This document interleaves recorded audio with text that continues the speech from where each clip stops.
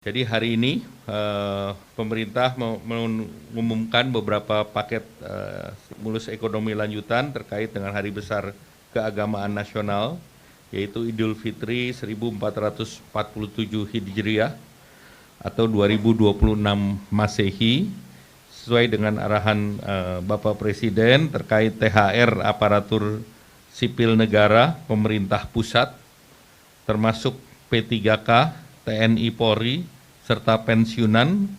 Pemerintah telah menyiapkan anggaran sebesar 55 triliun rupiah, dibandingkan tahun lalu ini meningkat, tahun lalu 49 triliun, naik 10%.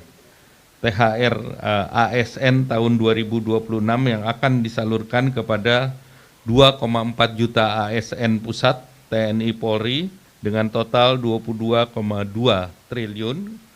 Kemudian 4,3 juta ASN daerah, total 20,2 triliun. Kemudian 3,8 juta pensiunan, totalnya 12,7 triliun.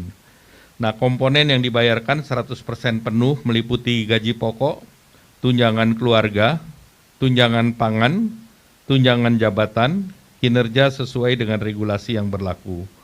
Pemberian THR merupakan hal yang berbeda dengan pemberian gaji yang ke-13. Jadi saya garis bawahi bahwa THR ini tidak sama dengan gaji ke-13. Gaji ke-13 biasanya diberikan di bulan Juni. Nah, pencairan THR dimulai secara bertahap sejak 26 Februari yang lalu, minggu pertama, dan THR tersebut diberikan kepada PNS, CPNS, P3K, pejabat negara, prajurit TNI, anggota Polri, pensiunan PNS, pensiunan prajurit TNI Polri, hingga pensiunan pejabat negara. Sedangkan untuk gaji 13 ya seperti biasanya dibayarkan di bulan Juni. Untuk sektor swasta, kewajibannya wajib dibayar penuh, tidak boleh dicicil, dan paling lambat dibayarkan H-7 Lebaran.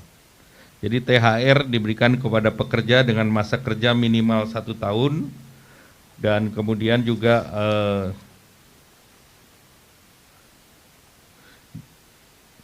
jumlahnya minimal jumlahnya adalah 1 bulan upah, sedangkan pekerja dengan masa kurang 1 tahun diberikan secara proporsional. Nah, ini tentu setiap perusahaan akan bervariasi. Nah, berdasarkan data dari BPJS Ketenagakerjaan, penerima upah yang tercatat adalah 26,5 juta pekerja, dan diperkirakan jumlah THR yang dibayarkan senilai 124 triliun rupiah untuk THR sektor swasta, dan ini diharapkan bisa mendorong konsumsi nasional secara signifikan. Kemudian bonus hari raya untuk ojol. Ini bonus hari raya ini telah dilakukan dengan komunikasi intensif dengan para aplikator, dan alhamdulillah komitmen kuat dari para aplikator juga diwakili dengan yang hadir pada pagi hari ini. Jumlah yang diberikan ini BHR tahun 2025 bisa mencakup kepada sekitar 850.000 mitra penerima atau pengemudi dengan nilai total 220 miliar, dan ini 2 kali dari tahun lalu. Tahun lalu itu sekitar 110 miliar dari masing-masing aplikator seperti Goto dan Grab. Tahun lalu menyediakan 50 miliar masing-masing. Tahun ini 100 sampai 110 miliar, meningkat 2 kali, dan penerimanya juga menerima masing-masing 400.000. Maxim juga memberikan kepada 51.000 mitra sebagai penerima BHR. Tahun lalu 1.000 mitra, jadi Maxim meningkatnya juga besar, 51.000. Kemudian InDrive juga memberikan sekitar 500-an. Nah, kami mendorong penyaluran dilakukan lebih awal, H-14 atau paling lambat H-7 sebelum Idul Fitri. Terkait dengan perlindungan jaminan sosial bagi pengemudi, hingga saat ini mitra pengemudi mengikuti jaminan kecelakaan kerja JKK dan jaminan kematian atau JKM BPJS Ketenagakerjaan. Nah, selanjutnya kita telah juga memberikan bantuan untuk diskon transportasi khusus menjelang Lebaran, nilai rupiahnya 911,16 miliar, baik dari APBN maupun non APBN, dan bantuan yang diberikan pemerintah pada saat menjelang Lebaran nanti dalam bantuan pangan itu nilainya 14,9 triliun berupa 10 kg beras dan 2 liter minyak goreng untuk 35,04 juta keluarga. Dan pemerintah juga sudah mengumumkan work from anywhere tanggal 16, 17, 25, 26, dan 27 Maret. Selanjutnya kami persilahkan Pak Prof. Yasirli. Baik, terima kasih Pak Menko, yang saya hormati Pak Menko, Bapak Menteri, Pak Seskap, dan teman-teman media semua.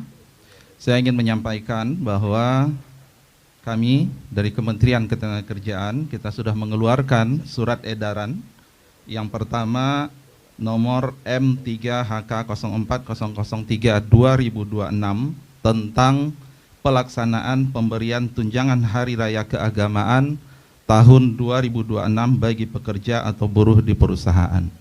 Surat edaran ini kami tujukan kepada para gubernur di seluruh Indonesia. Ada beberapa poin yang ingin saya tekankan dalam surat edaran ini. Yang pertama, bahwa pemberian THR mengacu kepada peraturan pemerintah nomor 36 tahun 2021 tentang pengupahan dan peraturan Menteri Ketenagakerjaan nomor 6 tahun 2016 tentang tunjangan Hari Raya Keagamaan bagi pekerja buruh di perusahaan. Yang kedua, bahwa THR keagamaan diberikan kepada pekerja atau buruh yang telah mempunyai masa kerja 1 bulan secara terus-menerus atau lebih, dan pekerja atau buruh yang mempunyai hubungan kerja dengan pengusaha berdasarkan perjanjian kerja waktu tidak tertentu atau perjanjian kerja waktu tertentu. Seperti yang disampaikan oleh Pak Menko tadi, dalam surat edaran kami, kita meminta THR keagamaan wajib dibayarkan paling lambat 7 hari sebelum Hari Raya Keagamaan.